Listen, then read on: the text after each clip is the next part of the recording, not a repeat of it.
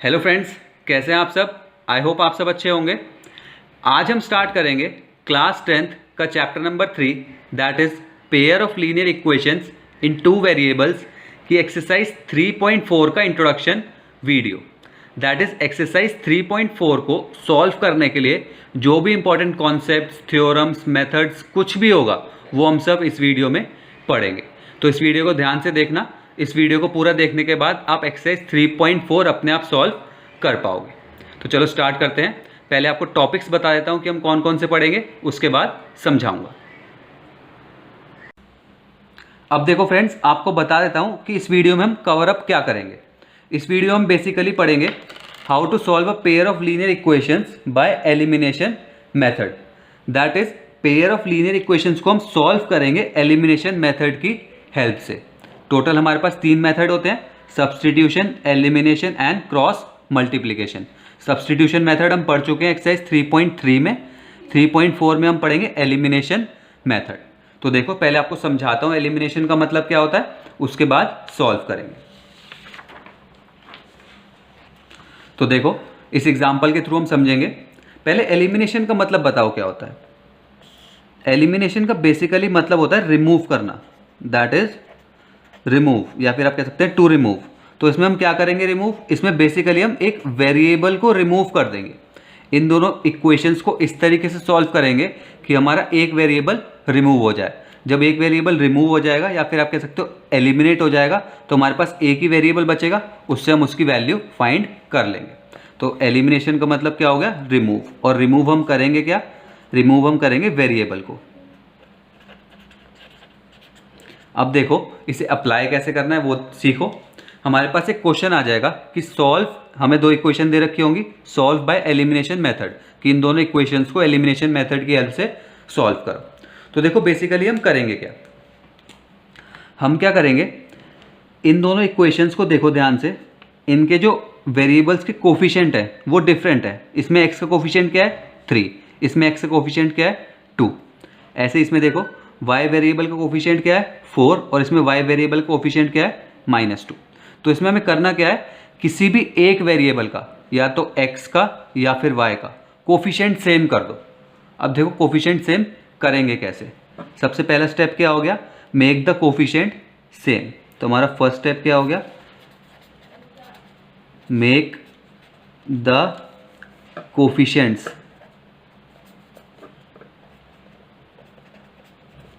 Of x और y same, या तो x का या फिर y का कोफिशिएंट सेम कर दो। तो देखो सेम कैसे करेंगे, हमारे पास क्या गिवन है, यहाँ पे कॉपी कर रहा हूँ मैं, 3x + 4y = 10। एक इक्वेशन ये गिवन है, और दूसरी इक्वेशन क्या गिवन है हमारे पास, 2x - 2y = 2। तो देखो इसमें क्या करेंगे हम, मैं इसमें x का कोफिशिएंट सेम करके दिखा रहा हूँ आपको। देखो इसमें x का कोफिशिएंट है 3 और सेकेंड इक्वेशन में हमारी x का कोफिशिएंट है 2। तो हम क्या करेंगे, इसका जो कोफिशिएंट है 3 को तो मल्टीप्लाई कर देंगे क्वेश्चन नंबर 2 से, और सेकेंड इक्वेशन में कोफिशिएंट है 2 को मल्टीप्लाई कर देंगे फर्स्ट इक्वेशन से। दैट इज, इस पूरी इक्वेशन को, ये अगर मेरी पहली इक्वेशन थी और ये मेरी सेकेंड इक्वेशन थी, तो फर्स्ट इक्वेशन को मैं कर दूंगा 2 से मल्टीप्लाई। दैट इज, जो हमारी सेकेंड वाली इक्वेशन है उसके x के कोफिशिएंट से, तो पूरी इक्वेशन को मल्टीप्लाई बाय 2। और सेकंड में क्या करूंगा, multiply by coefficient of x का फर्स्ट, दैट इज x का कोफिशिएंट जो हमारा फर्स्ट इक्वेशन में, दैट इज 3। इससे होगा क्या, देखो जब मैं इसे 2 से मल्टीप्लाई करूंगा तो यहाँ पे 6 आ जाएगा 6x, और जब मैं इसे 3 से मल्टीप्लाई करूंगा तो यहाँ पे भी 6x आ जाएगा। दैट इज, हमारी दोनों टर्म्स सेम हो जाएंगे। तो देखो इस पूरे को 2 से मल्टीप्लाई करके देखते हैं क्या आएगा। 2 × 3x इज 6x, 6x, ऐसे प्लस ऐसे sign, plus 2 × 4y is 8y = का साइन ऐसे, और फिर 2 × 10 इज 20। समझ में आया। अब उसके बाद देखो इसमें क्या करना है, 3 से मल्टीप्लाई करना है, तो 3 × 2x इज 6x। ओके, अब 3 × -2y इज -6y = का sign as it is, 3 × 2 is 6। इस पूरी इक्वेशन को 2 से मल्टीप्लाई कर दिया, दैट इज नीचे वाली इक्वेशन के x के कोफिशिएंट से, और नीचे वाली को किससे मल्टीप्लाई करा, ऊपर वाली के x के कोफिशिएंट से। तो अब क्या हुआ इसमें देखो, 6x और 6x दोनों में आ गया।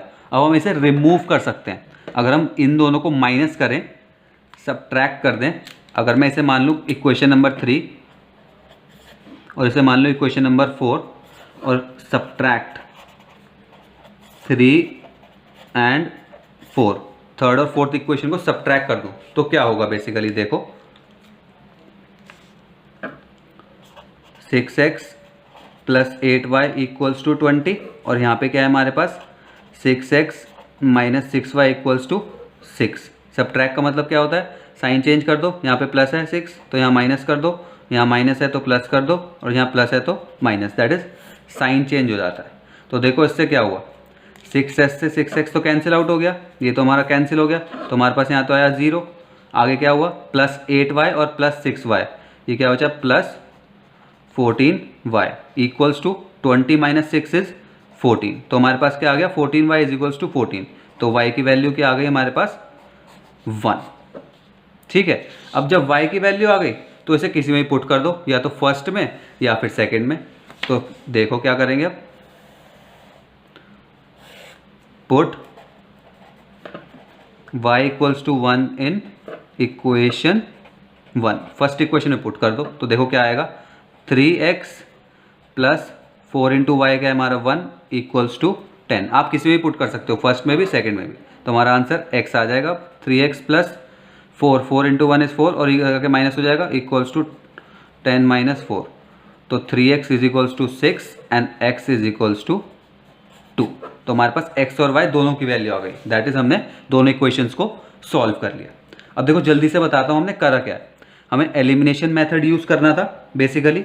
तो एलिमिनेशन मेथड में हमने क्या सीखा कि सबसे पहले कोई सा भी टर्म, या तो x वाली टर्म पूरी सेम कर लो या फिर y वाली टर्म सेम। कैसे करेंगे देखो, यहाँ पे सब कुछ अलग अलग था, तो हमने क्या करा x का कोफिशिएंट पकड़ा 3, उसे मल्टीप्लाई कर दिया इक्वेशन नंबर 2 से, और सेकंड इक्वेशन में x का कोफिशिएंट था 2, उसे मल्टीप्लाई कर दिया फर्स्ट इक्वेशन से। तो फर्स्ट इक्वेशन को मल्टीप्लाई बाय 2, सेकंड इक्वेशन को मल्टीप्लाई बाय 3। जब ऐसा करा तो हमारे पास क्या हुआ, x पूरी टर्म सेम हो गई, यहाँ पे भी 6x आ गया, यहाँ पे भी 6x। बस अब इजी था, जब दोनों टर्म सेम हो गई तो हमने माइनस कर दी इक्वेशन, तो इससे x एलिमिनेट हो गया, दैट इज रिमूव हो गया। तो रिमूव होने के बाद हमारी सिर्फ y बचा हमारे पास, तो y की वैल्यू आ गई। अब y की वैल्यू को फर्स्ट या सेकंड किसी में भी पुट कर दो तो हमारे पास x आ गया। ठीक है, बहुत ईजी वे में समझाया है। इसकी कुछ कंडीशंस होंगी, वही बताता हूँ आपको, उसके बाद हमारी ये वाली एक्सरसाइज फिनिश। सिर्फ यही था कि एलिमिनेशन मेथड कैसे करना है। अब देखो फ्रेंड्स, मैं आपको वही 3 कंडीशंस बता रहा हूँ जो मैंने आपको सब्स्टिट्यूशन मेथड में बताया था कि हमारे पास क्या क्या आ सकता है सॉल्व करने के बाद। तो देखो अभी जब हमने 2 इक्वेशंस को सॉल्व करा तो हमारे पास x और y की एक एक वैल्यू आ गई, दैट इज हमारे पास y इक्वल्स टू 1 आ गया और x equals to 2, that is हमारे पास कोऑर्डिनेट्स आ गए एक तरीके से। अगर हम इसे ग्राफिकली देखें, अगर मैं इसे ग्राफिकली देखूं तो इन दोनों को सॉल्व करने के बाद जो हमारे कोऑर्डिनेट्स आए वो क्या है 2, 1, दैट इज x हमारा 2 था और y हमारा 1 था। तो इसका मतलब क्या हुआ, हमने पढ़ा था कि 2 इक्वेशंस का जब 1 सोल्यूशन आता है तो उसमें कंडीशन क्या होती है, a1/a2 is not equals to b1/b2। ये मैं आपको करके दिखा चुका हूँ एक्सरसाइज 3.3 की इंट्रोडक्शन वीडियो में। ठीक है, अगर आपको बिल्कुल डिटेल में पढ़ना है तो वहाँ जाके समझ लेना।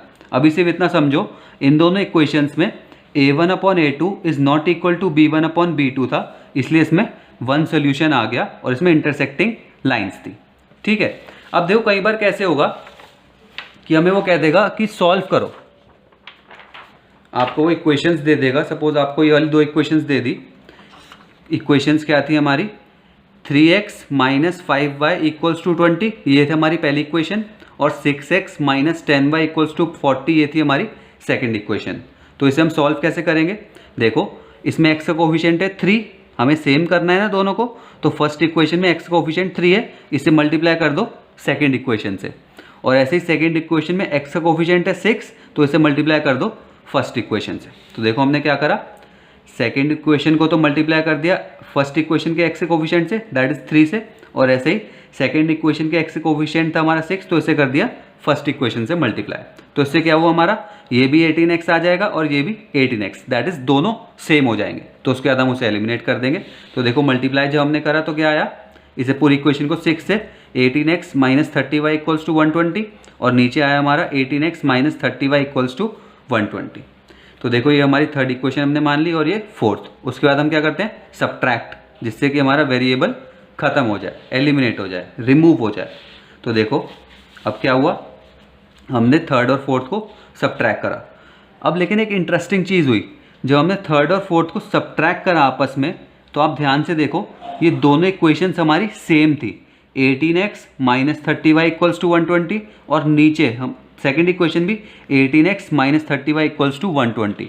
तो जो हमने सब्ट्रैक्ट करा तो हमारे पास आ गया 0 equals to 0, that is true solution आ गया हमारे पास। अब इसका क्या करें, हमारे पास ना x की वैल्यू आई ना y की, हमारे पास क्या आया 0 इक्वल्स टू 0। इसका मतलब क्या होता है, ट्रू स्टेटमेंट। ट्रू स्टेटमेंट का मतलब क्या हुआ, ये हमारी कंडीशन थी ये वाली, that is a1 upon a2 equals to b1 upon b2 equals to c1 upon c2, that is infinite many solutions. इन दोनों इक्वेशन को जब हम ग्राफिकली रिप्रेजेंट करते तो वो कोइंसिडेंट लाइन आती, एक के ऊपर एक, दैट इज बहुत सारे सॉल्यूशंस हैं इन दोनों लाइंस के, इस वजह से कोई एक सॉल्यूशन नहीं आया, हमारे पास x और y की कोई एक वैल्यू नहीं आई।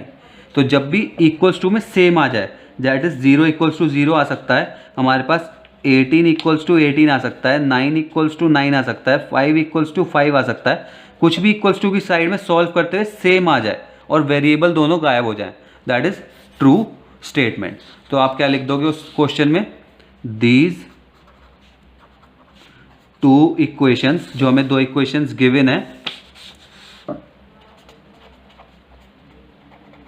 Have many solutions, many solution, या फिर आप क्या लिख सकते हो, इनफाइनाइट सॉल्यूशन।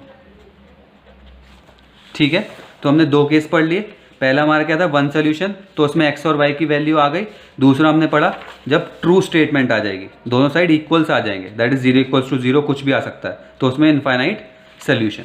अब देखो कौन सा केस रह गया जिसमें हमारा कोई भी आंसर नहीं आएगा, तो उसका देखो कैसे देखेंगे।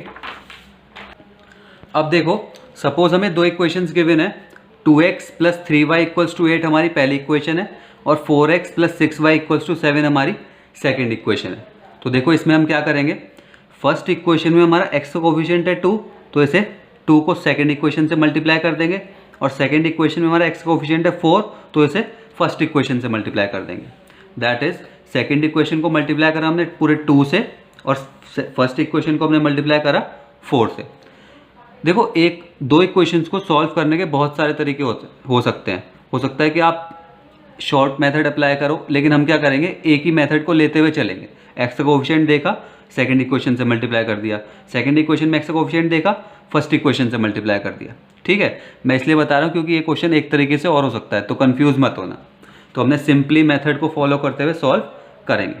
तो हमने क्या करा, फर्स्ट इक्वेशन को पूरी को 4 से मल्टीप्लाई करा, तो देखो हमारे पास क्या आया, जब 4 से मल्टीप्लाई करा तो 8x plus 12y equals to 32। ऐसे ही सेकेंड इक्वेशन को पूरी हमने 2 से मल्टीप्लाई करा, तो हमारे पास क्या आया, 8x plus 12y equals to 14। ठीक है, अब क्या करेंगे, इसे हमने माना थर्ड इक्वेशन, इसे माना फोर्थ, और दोनों को सब्ट्रैक्ट कर दिया।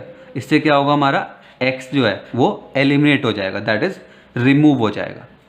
तो देखो हमने सब्ट्रैक्ट करा 3 और 4 को, तो हमने जब सब्ट्रैक्ट करा तो हमारे पास क्या आया, 0 इक्वल्स टू 18। ये सरप्राइजिंगली आया हमारे पास। ऐसा क्यों, क्योंकि देखो y भी सेम हो गया, दोनों 12y इक्वल्स टू 12y हो गया था। तो जब हमने सब्ट्रैक्ट करा तो x वेरिएबल तो गया ही गया, साथ में y भी रिमूव हो गया, दैट इज x और y दोनों एलिमिनेट हो गए।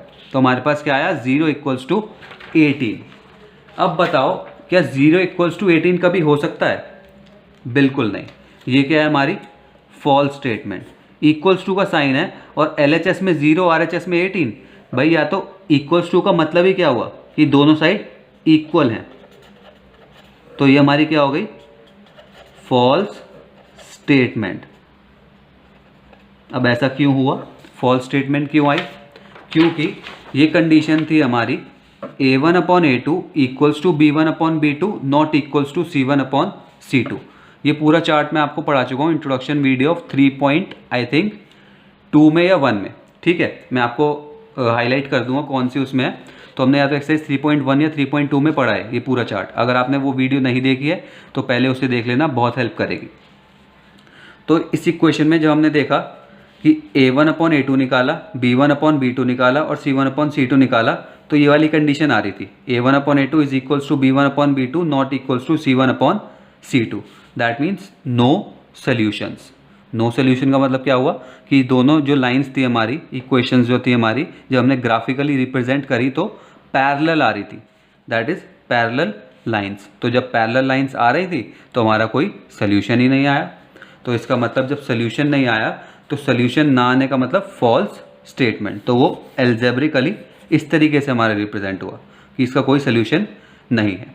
तो आप क्या कहोगे, यहाँ पे लिख दोगे, इसे सॉल्व करोगे यहाँ तक 0 = 18 तक, उसके बाद लिख दोगे these two equations have no solution. ठीक है, बस इतना लिखना है और फुल मार्क्स मिलेंगे। यहाँ तक सॉल्व करके दिखाना, उसके लिखना these two equations have no solution. तो यही तीनों केस बताने थे आपको। देखो, छोड़ तो मैं सकता था सिर्फ आपको x और y जिसमें वैल्यू आ रही थी हमारी। जब हमने एक क्वेश्चन सॉल्व करा था तो उसमें x और y की हमारी वैल्यू आ रही थी। ये फर्स्ट वाला जब हमने एलिमिनेशन मेथड से करा था कि y आ गया 1, x आ गया 2, मैं आपको कहता कि इस तरीके से सॉल्व हो सकता है।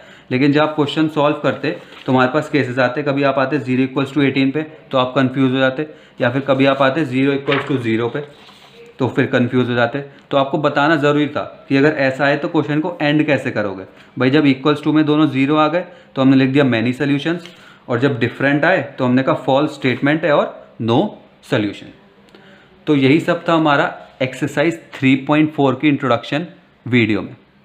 आपको वीडियो कैसी लगी कमेंट बॉक्स में बताना। अगर अच्छी लगी तो लाइक करना, शेयर करना वीडियो को, चैनल को सब्सक्राइब कर लेना, बेल आइकन को दबा देना।